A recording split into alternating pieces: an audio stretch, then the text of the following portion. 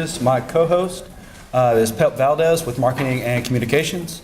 We're up here on behalf of the Internet Technology Committee. We'll take a moment later to go ahead and introduce everyone, but we're really just kind of the spokespeople for a whole mass of people that have been doing a lot of effort over the last 2.5 years.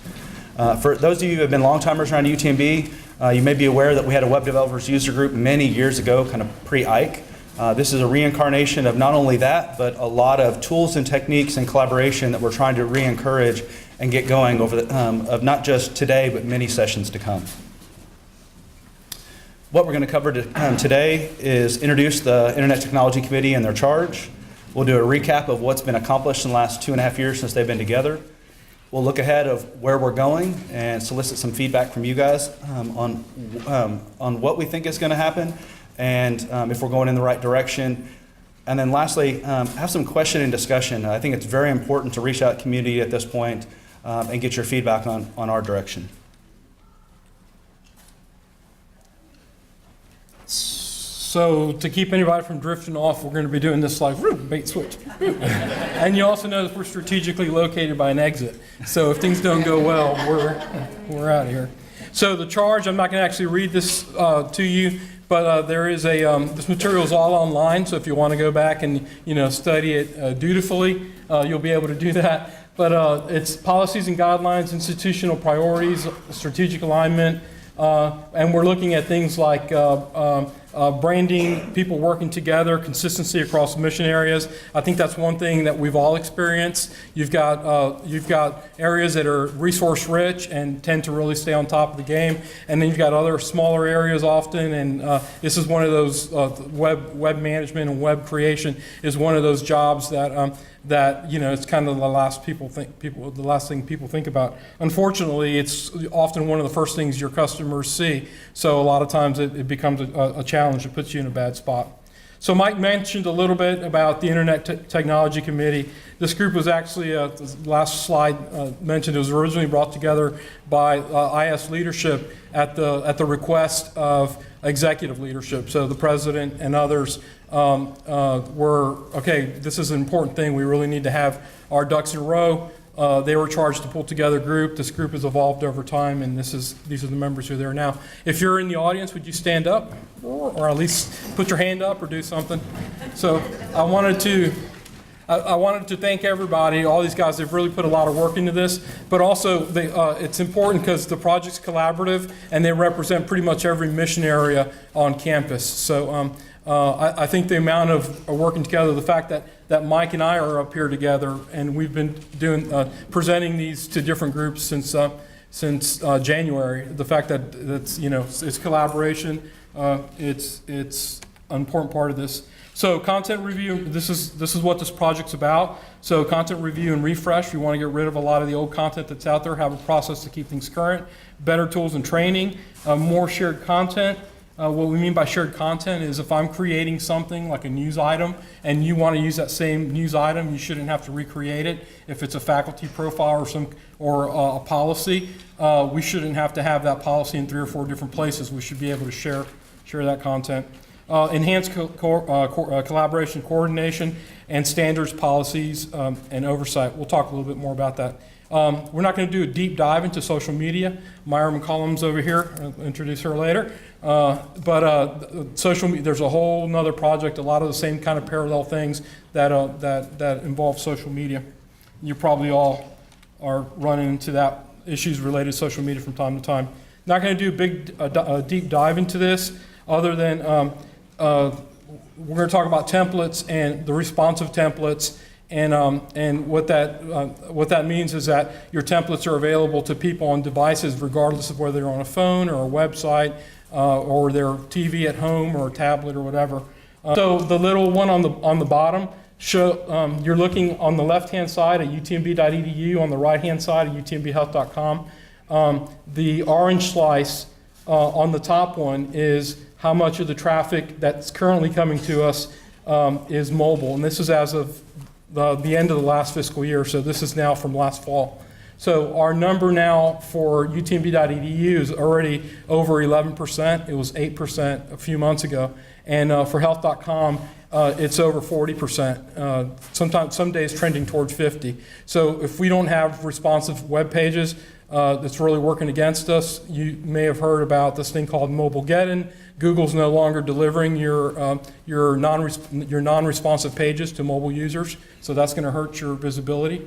So a lot of other data here. I'll let you take a look at that yourself online. And then I think this is the last one of my slides, and then we're going back to Mike. But change is the norm. If you look at this, this is about every 4 years up through 2008. There's another, as Mike reminded me, we probably had another, Mike Cooper here on the front row, another 3 or 4 designs after this. But I wanted to show you that, you know, if you're not continually evolving and changing things, as painful as change sometimes is, you're staying behind. You see some beautiful, and the sad thing is I've been here for all of these, so. So, Mr. King? So the refresh project has a few main goals. One is branding and logo use. In the past, I think we struggled just to get a logo on the top left and a footer at the bottom.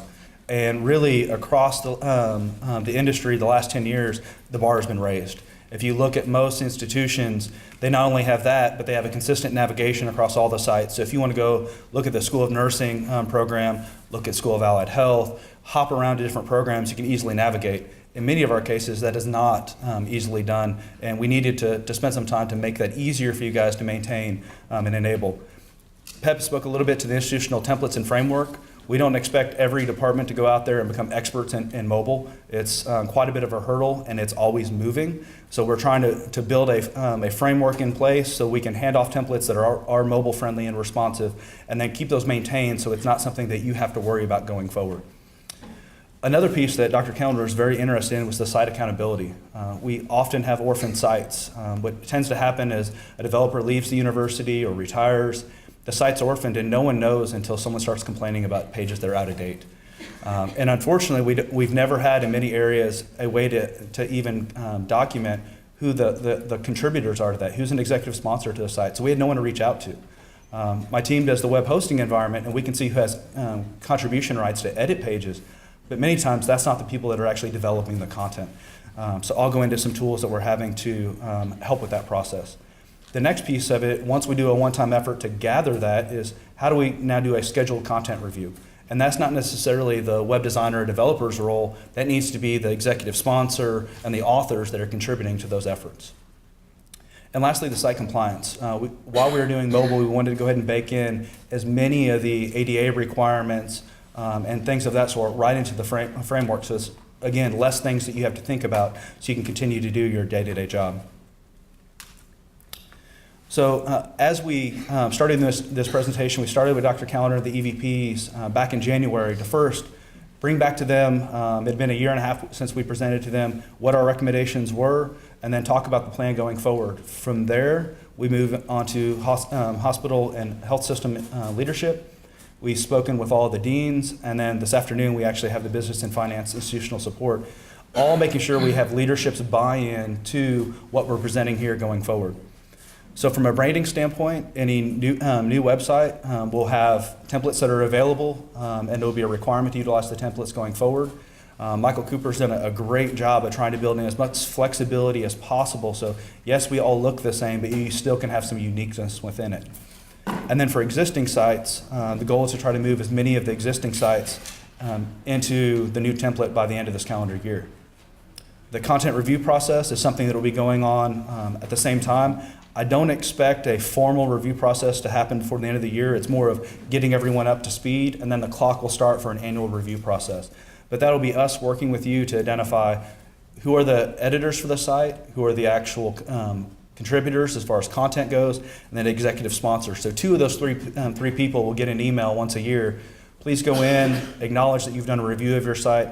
So it's not going to be a very technical manual process where you have to go touch every page. We wanted to have a very low burden, so it's simply an acknowledgement that goes out to the 3 people, and then you'll log in and say, yes, we've approved that site, and you won't see that message for another year. ADA compliance, again, that'll be baked right into the templates. So if you utilize the templates, we'll make that process much easier. The existing ones, hopefully moving to those new templates will help you get into ADA compliance very easily. If we have special areas that are too large to meet the end of the calendar year, we'll work with you to try to figure out a more reasonable path or try to get you some help. And lastly, something that we had in place before Hurricane Ike that has since kind of gone away was a screening process. As Pep alluded to, there's a lot of places that we have shared content or simply we have duplication of effort across the enterprise. Sometimes there's not a clear line between an academic department's page and a clinic's page. And we want to be able to have these dialogues before the site actually goes live. So we'll be putting in a review process for each mission area. So for the academic and research side, Mary Jo Singleton, can you raise your hand? That will be your contact for the academic and research side. For the health system, we have Mary Feldhusen. Thank you. And I didn't see her come in. Is Tanya Allen here? She's at the business and finance meeting. She'll be the contact for institutional support, the business and finance area. So we realized all that stuff in that last slide doesn't come easy. There's a lot of man hours and work. So we spent the first year and a half coming up with what we thought was reasonable, and then we realized we needed to give some tools and some assistance to make this easier for you. So in the past, we've talked about, for example, we call it the content management system. Really, that was a place that just published web pages for you. Now, when we talk about a content management system, it's in its purest sense. It's a way that templates are built in. You're simply saying create new page, copy and paste content in, and it'll actually create the navigation for you and so forth. So we're trying to get people out of having to go into Visual Studio, Dreamweaver, and just simply use a web interface, a new page, and make it a much easier process for you. And in many cases, it may change your job responsibility today that you can push some of the things out to the authors themselves. So I'll leave that up to you for your individual sites of what fits. But we'll go through some of this pinwheel in detail, but I wanted to show this just as a whole.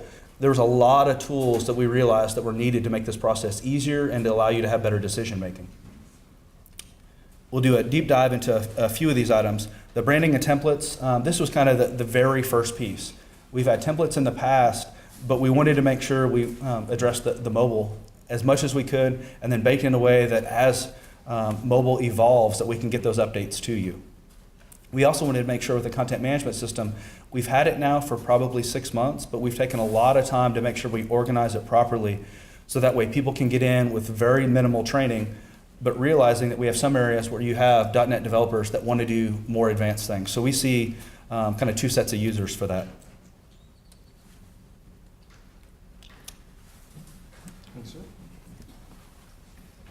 A lot of times, just jumping back here, a lot of times, particularly when you are talking to developers, you've got people who've got applications, or you've got people who are like, oh, I don't want my page to look like every other page. We've built enough flexibility into these templates that there's a lot of ability to accomplish what your mission area goals are, or the goals for a particular page, and still do it within the framework of appropriate branding, consistent style sheets, and so on. And it's through a lot of work by a number of people, and it continues to be a process that's being worked on now. And the beauty of it is it's all responsive. So digital asset management, this is a project that Melissa Harmon is largely owned on the front row here. And she is your contact. Her cheat sheet will have her name, and you can always reach out to ITC. But this is an image library. We've got about 1,400 images in there now. We've worked with the photography department here to create a lot of these. There's stuff out of the archives. Right now, it's synced up with LDAP, so you just use your YouTube user's password. That's actually going to stop working in about a month, and then you're unfortunately going to have to manage an individual password. But all you need right now is to contact us, and we'll set you up with access to this, and you'll have access to these images. We have the ability to track what's being used, so when an image starts to be used too much, like there's a picture of Dr. Kane out there, Lisa Kane, and I think she was like a postgraduate at the time. Now she's senior faculty. It's been used zillions of times. We want to not use pictures like that anymore just because they tend to get kind of burned out. It's a wonderful image, and that's why everybody's used it so much. So we'll do things like that. All the images in here are vetted and approved, so there's no patients. If there are patients, we've got release forms and that kind of stuff. And it doesn't replace what Photo Services is doing now. You still may have a need for a specific image. Reach out to them and have them help you with that, because they do a fantastic job. So Site Improve, wow, we have gotten our money's worth out of this thing. This is it's a third-party tool. It scans our public-facing sites. We've not given them access behind our firewall yet. I'm not sure if that's going to even be an option. But if you've got a public-facing site now, we can have these guys scan your site on a regular basis, and it will look for broken links. It'll look for misspelled words. It'll generate reports. It'll email your report, and that's what the two bottom examples are. Or you can access a dashboard. And on the dashboard, you can kind of do it more it can be more interactive. If anybody from school health professions in the audience, I see a couple of you out there. So kudos to you. The example with the two big black bullets that you can't see, 0 and 1. This is an example of an area that's really using this tool. This report's like from a couple of days ago. And so 0 misspelled words, only 1 broken link. The two on the bottom, there are 2 reports on the bottom, and I'm sure you can't make out the numbers, but again, this is online. But I wanted to point out is if you're not scanning your reports now, the kind of swings and the things that will break just from one week to the next will blow you away. So if you've never run a report, you can expect to have a lot of work ahead of you related to this. So these reports are off utmbhealth.com, the 2 lower ones, examples of emailed ones. One's from a week ago, one's from this past week. We went, just in broken links, let's use that as an example, from 52 to 209, basically in 7 days, and then back down from 209 to 23 by 5 days later. So what's happening, you've got a link, you're posting to somebody's PDF on a third-party site, and it happens to be linked in your navigation. The source pulls that down, and now you've got all this broken content on your So great tool. Also helps with accessibility. So Melissa Harmon will help. This also will plug into CMS, so you'll be able to go from this directly to Sitefinity to make a tool, make a change. You're going to talk about power. Jimmy and Mark Schultz are up there too. They can talk a little bit about this one as well. If you have any questions. So yes, this has been a big collaboration between Marcom and the Provost's office, trying to figure out how we can duplicate efforts and also get better and accurate information about our faculty. So we recognized, we have the physician directory in utmbhealth.com. There's a lot of that similar information that's sitting in Power. So this is kind of one of the first collaborative efforts across areas. So that way, when a department wants to have a faculty listing, you can, we're building a module within the CMS so you can simply pull in a listing for your faculty for an individual area. So no longer the burden lies on you to keep that up to date. And then as new faculty on board or as they leave, it automatically will disappear from your pages. It's also less of having to go around and hunt and peck for the individual things. They get a new certification, they add a new clinic. Those things will be managed centrally and automatically flow down to the individual websites. So I think this is just one great example of where we've collaborated across areas. And I'm welcome, if you've got suggestions in the Q&A portion. If you see other areas where we have shared content like this, please let us know so we can dig into it further. You guys have anything else to add for right now? No? It's a very hard-working team up there, so we appreciate your efforts on our and the institution's behalf. So thank you. Thank you. The inventory tool. So I alluded a little bit before about trying to find the 3 different types of context for sites. This already exists today. We did a one-time population of this from our web hosting environment. So if you have edit rights to a website, we pulled all those rights, mapped you to it. So if you log in after this today, the URL is here in the presentation and online. Please go ahead and log in and see what sites are named to you. And you'll see some generic information will be there. What is the site? But if you have a database behind it, there's information, a place for you to actually capture that. If you're using .NET, what version of .NET are you using? What version of the templates are you using? It's just truly a way to track demographic information about your site. So as we evolve over time or someone comes in behind you, we have a better idea of what is actually there as that resource. For us, I would say we've got 60 or 70% of this populated. Over this next year, as we try to get the content review process in place, we'll be working through the project managers in the area and then all of you as developers to get this up to date and then also try to keep it current. But this will be a big part of driving that renewal process, and then also as people leave, it'll notify us when someone's left. We can then reach out to the other contacts for that site and make sure it gets addressed right away instead of 6 months, a year, 2 years down the road. Analytics and search. So we've gone through many different analytics engines in the past. So I wanted to cover a few of the things that are available to you. Currently, we have Angelfish that is available for internal traffic. I know many of you may be using Google Analytics externally. Unfortunately, to get to internal sites, it obviously does not work. So this is a screen capture of just a few of the reports that are there. If you send an email to our team, and we've got contact information at the end, we can set you up with this. There's no charge for any of these services. We have a site license for it. So it helps you understand where you're getting traffic from, what key terms are driving traffic to your site. And if you've got a page in particular that you're going through, let's say the redesign effort to a new template, you say, this is really important. I want to see how many people are hitting this. You may realize it's too buried in your site. Or you may realize a page that you're thinking about archiving is actually very popular. So it would be a very good tool in seeing what kind of content you need to bring over. From a Google search standpoint, you may not be aware, if you're internal versus external, there's two different search engines that actually run. Internal, we have a Google search appliance. So it sits in our data center and scans all of our websites and does that analyzation. There's a key match, which in the Google.com world is your advertised or sponsored words.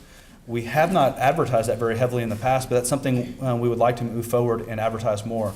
A good example is IHOP. We have a lot of policies and procedures in it. And Google has their proprietary ranking, and we don't always know how they come about their ranking. But we knew that IHOP, for instance, wasn't getting as high a prevalence that it needed. So we put in IHOP policies and procedures as keywords, and it comes very first in a highlighted kind of a sponsored section at the top of the results. The same with our emergency notification system. That was another one that's only a couple pages of content, so it wasn't getting ranked very high. So if you've got areas of need like that, both internal and external, we've got methods to address it to try to drive traffic from a search standpoint. The only part we cannot approach is the Google.com.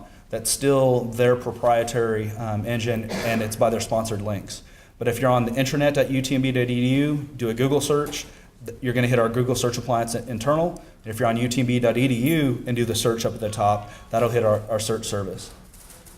Question, Mike? Sure. On the Angelfish, since you said it does the pages behind the firewall, if we have a mix of public and behind the firewall sites, is it going to handle both of them or just? It can handle both. Good question. We covered a little bit about Sitefinity already. We plan on having some deep dive sessions. There is a lot of capabilities in this tool, so we didn't want to overwhelm in this forum, but we'll really break it up into two audiences. So as we communicate out, we'll have probably 10% of the audience that want to actually get into Visual Studio, develop projects around Sitefinity, and then there will be probably 90% of the people that just we'll set up a site on their behalf, and then you'll just go in, create your navigation, create your pages. So we'll have two audiences as you see those communications come out. We'll do a forum similar to this as an introduction, and we'll actually do hands-on classes to get you involved with the system. Anything else you want to add to that? It's a powerful tool. It's powerful, and it's also for folks who are just looking to do minor edits. So if you're developing for somebody, or your charge is to go in and change a phone number, and you've got to contact 4 people to do that now, you're going to be able to go to the web page, log yourself in. You'll get a little pencil that pops up that lets you know you're in edit mode. You'll be able to change that phone number and then log out, and it'll literally be that simple. In terms of some of the, so the focus now is to get us up and running and get people into the system, but it's got a lot of advanced capabilities that we're also planning to deploy. So of course, forms creation is pretty basic, but there's some great capabilities related to that. E-newsletters, there's a blog feature in there that we're looking at. There's a lot of things that it will do that have been a challenge to do up to now. And the beauty is that we've got in the system, in the way it's been deployed, the Provost Power Tool is an example. The idea is to create modules that you don't have to be a programmer. You know that you want faculty information in your site, and you want it to be current. So you can drag one of these modules onto your page, and now you've got a directory. You'll be able to say, I'm only interested in their academic information, or I'm only interested in their clinical information. You're going to have the most current picture. You're going to have the information that whatever is in the provost's hands in terms of most current information, which is probably going to be the most current information. Now I've got that on health.com. Internal medicine has got it on their page.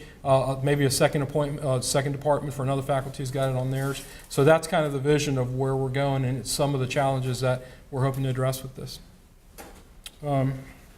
we are almost done, which is great because we wanted to leave at least half the time for discussion and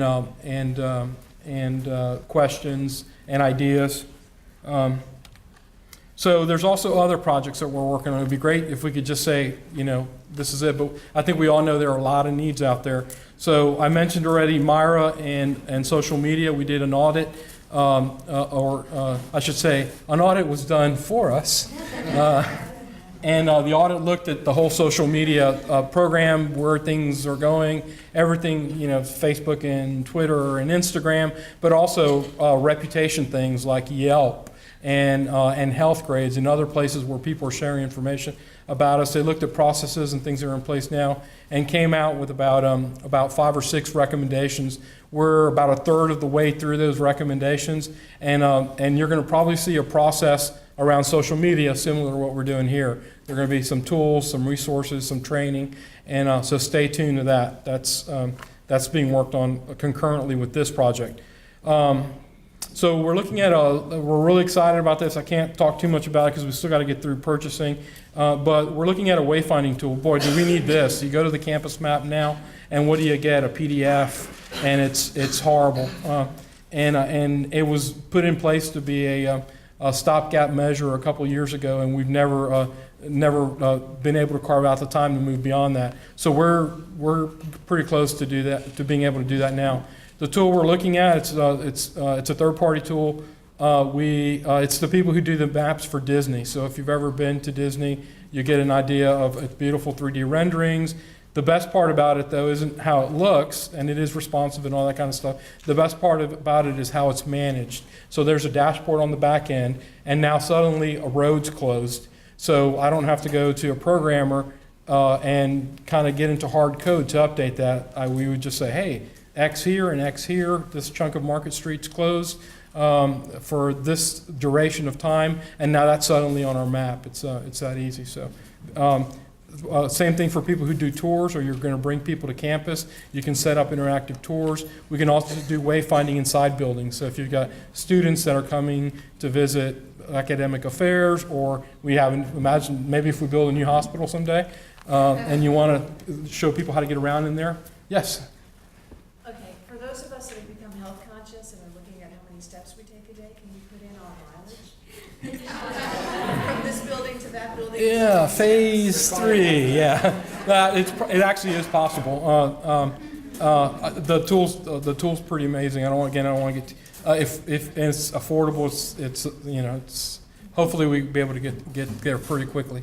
What do you think would be the date of implementation? That's going to be up to what I hear from, is there anyone from purchasing in here? No? Yes? Somebody over there?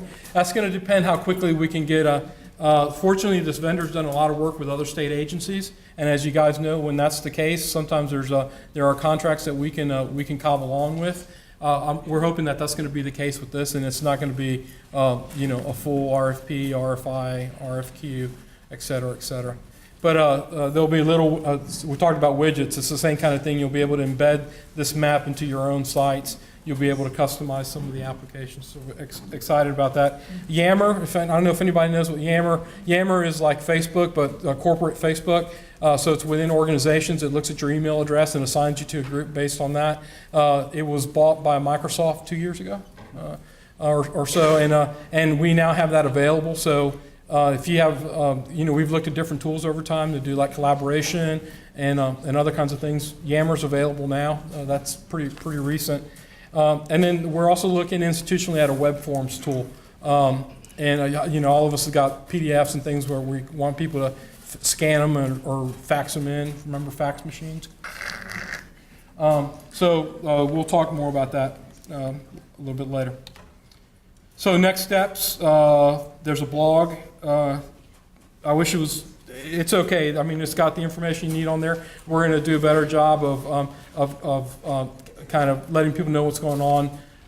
All the materials from today are already on there, so you can walk out of here and go and access that. There's a web alias, a webmail. This will come to us, so if you have questions, send it to this group, and it'll get routed, and you'll get a response. Training's being developed now. Is Cindy in the room? Cindy's over here. Cindy in the School of Nursing is going to be one of the people that helps lead the charge about providing training, which is fantastic because that's what they do at the School of Nursing. And so she's going to bring expertise and some capabilities to this, and we're really excited that she's helping us with that. So the training's being developed now. It'll be a combination of online stuff and some in-person stuff, including some work in labs. So you'll be able to actually get on and touch things. And then we're looking at a combination of third-party and UTMB developed resources. A lot of the stuff for like SiteImprove, some stuff for Razuna, for those kinds of tools are already out there.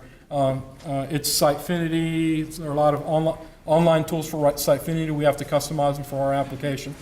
And then the other thing is engage with us. I mean, Mike mentioned we used to have this web developers group. We want this to be the genesis of a new web developers group. So that's why we recorded, we captured your names, and we'll start to bombard you guys with stuff. And hopefully you engage with us.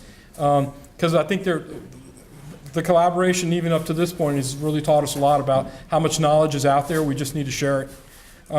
And then, what are your interests? And so one of these messages will ask you, are you interested in learning more about Sitefinity or this or that, or is there some topic not on the table that we need to get into? And that's it. Heidi. You mentioned when you were going over the Sitefinity stuff that one of the tools in it is a blog capability. Mm-hmm. How does that relate to, for those of us who are using the blogs.utmb? I mean, is it going to replace that, supplement? Do we need to transfer that over as well? We think it may be able to replace the blogs. Right now, we're just trying to get the Sitefinity out, and that is one of our next steps, is to look and see if it can replace what WordPress is doing today. But yes, we very much think it won't be a duplication. It may be a replacement at some point. And we're still using WordPress also. We just launched a new project in it, so it'll be kind of an evaluation process and see, is this value add or not? Is it easier to have it all in one place? So there's a lot of knowledge around WordPress. There also are some downsides to it as well, as you know. Other questions? There's a gentleman in the back behind Heidi. Right there? No? Yes? No? Others? Yes. You haven't said anything about costs. Well, I'm in a cost recovery, in an area that is not cost recovery. Most of IS is not cost recovery. There's a small group of them that are. I will let them talk to that. There is, for the basic use and access to the tools, there is no cost. We're not charging for Sitefinity. You want me to keep on going? Sure. And stop me if I'm wrong. There are going to be some resources, like within, and I'll let the provost and others chime in as well. There will be some resources to help make transitions. Those will probably, there are some limits on what those groups, what those resources can do, and it's a big organization. There will also be, if you've got a project that kind of needs to get going and you've got very specific types of needs, there'll be some costs associated with hiring people to help you make those transitions. So there probably will be, there could be, depending on how big your efforts are and how much help you need, there could be an impact on your finances, on your area's finances. But in general, most of these tools are going to be freely available. Is there anything? Yeah. No, is that good? Yeah, we pretty much have site licensed on everything we showed. I think the only difference is SiteImprove, where we have some page limitations, but I think that's something, it's a minimal cost that as we hit, that's something we'll absorb centrally for it. It really comes down to resources local to your area. So if we provide the content management system to you, we'll do some initial training, but the emphasis on you is to go ahead and do that conversion. If you need assistance outside of that, you don't have the manpower to do it. There is a service center in my area that's cost recovery that can help, but we're hoping that with many of these tools that won't be necessary. That is our desire, to try to make it as point and click as possible. But in some areas, you just may have 2,000 pages on your site and you just need assistance for it. And then I can help you out, and we can go ahead and get you an estimate if you just need a short-term resource for something like that. Yes, Heidi? You mentioned that part of the new process is going to be site review before you go live. Is that going to be for just in the beginning? Is it anytime you add a page, anytime you make a significant correction? What are going to be because there's some of our pages that we get in and get edited. Daily in some cases. So the goal is just to be a one-time when it's a brand new site, or if there's a major redesign, that's it. If you're utilizing the content management system in Sitefinity and you want to put in a review process yourself, it has a workflow to accommodate that. So that's up to you. So if you have someone that maybe you don't trust from a content standpoint, that's a very highly visible page, you want a second set of eyes, individual pages you can set up to have a workflow to be approved before they're released. So there's some things that you can do, but by no means will that be required for it. Yes? How cleanly or smoothly is the migration process from a current UTB website to the platform or the format of Sitefinity? And how much work will be involved? Most people, if you take it from a browser, instead of going into Dreamweaver or Visual Studio, if you go from a browser and copy and paste in, it cleans most of the content for you. It even has, if you go from Word, it has a tool that will even help clean up some of the Word HTML also. So I wouldn't recommend going to Dreamweaver or Visual Studio for a lot of it. You can do a lot of it from the browser and just copy and paste in. So that's what the migration is going to be, a copy and paste manual migration. There's not going to be a way to convert what we have. Y'all. I can. Suddenly. Go ahead. Yeah. So we've got two projects we're working on. One is the top level home pages, and those have followed a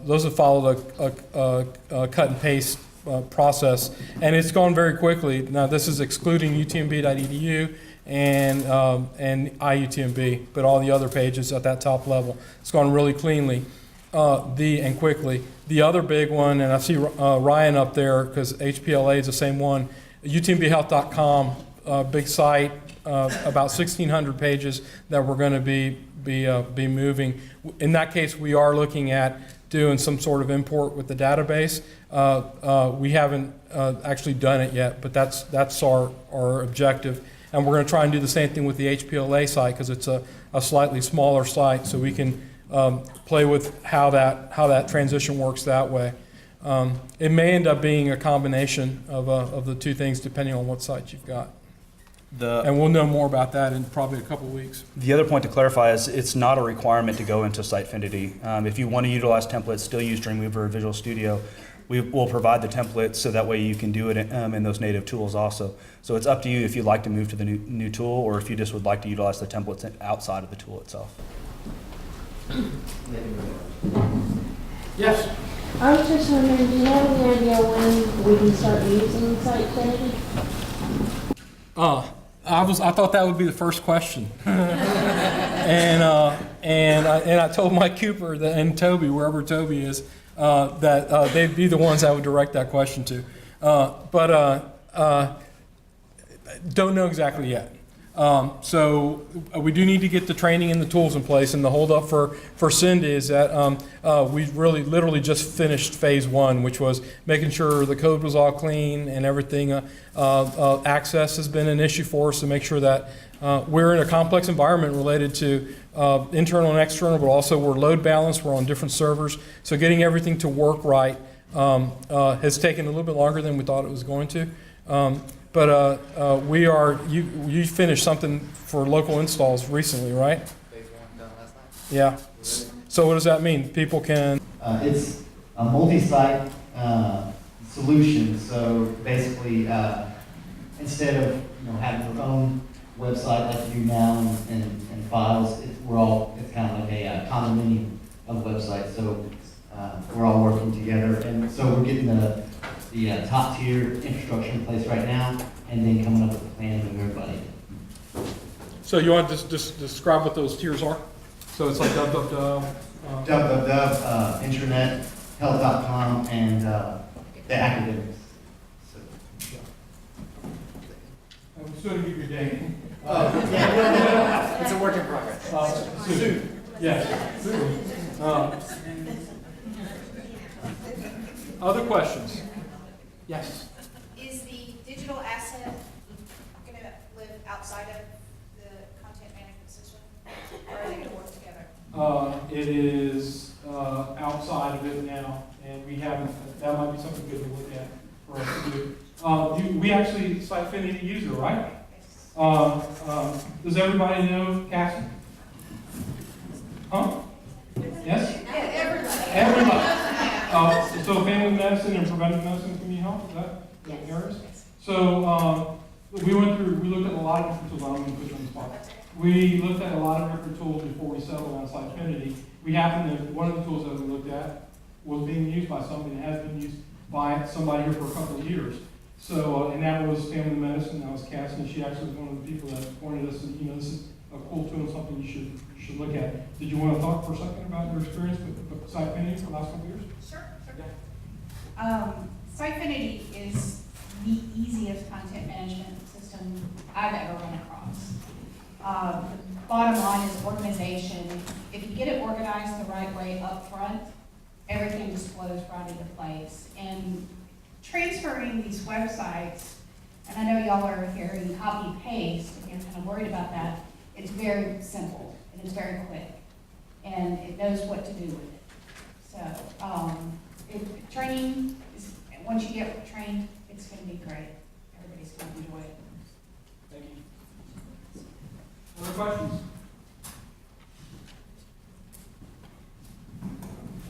Oh, Yep. yes, in the back. One last question. And if anybody needs to go, feel free to, this is a weird room to get in and out of, but feel free to step out if you need to. Please. Will Sitefinity replace tools such as Dreamweaver? Meaning, once you copy and paste into Sitefinity, will you be allowed to tweak using Dreamweaver, or are you now walking away from those tools? Let me let Mike, because I've been yapping a lot.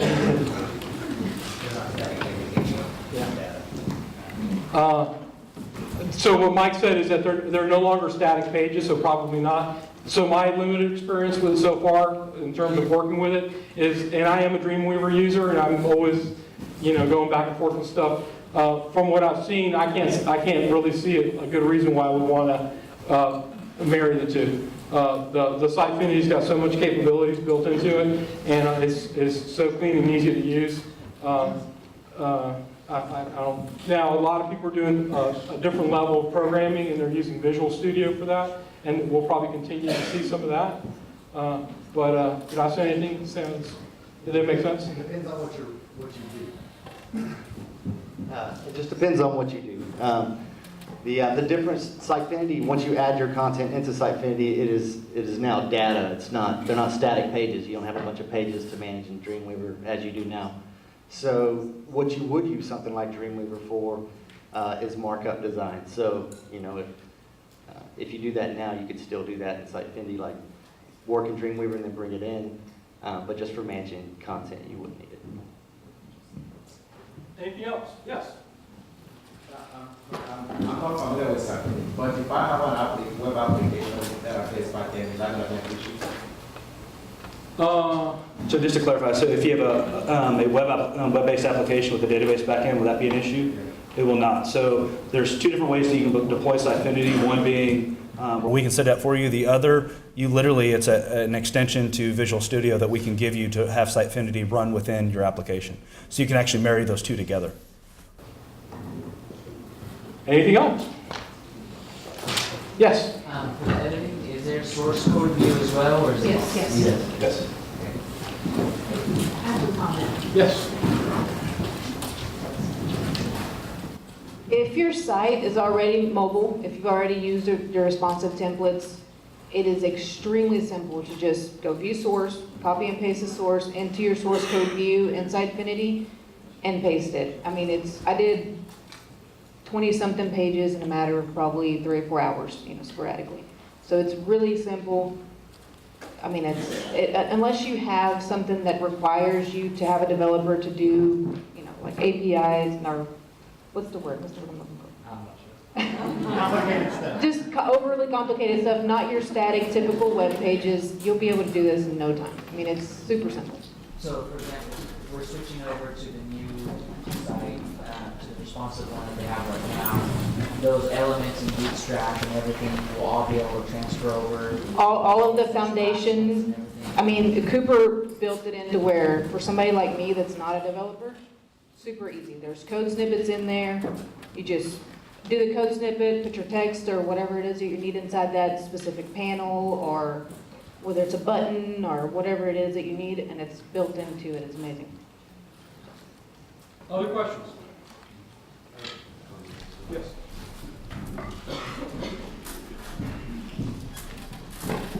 See a lot of new faces out here, but I see a lot of old ones too. And some of you guys may remember the Stellent content management system that we had several years ago. And I hear a rumble, absolutely. And I just want to reassure you that we remembered that too. And we took, that system was essentially forced on us at the time. But in this case, we chose Sitefinity and we took our time doing so and made sure that it's something that we can use, and it is definitely not similar to Stellent. And we're really looking forward to introducing it to you. Anything else? Thank you all very much for coming. Have a great afternoon. UTMB Health, working together to work wonders.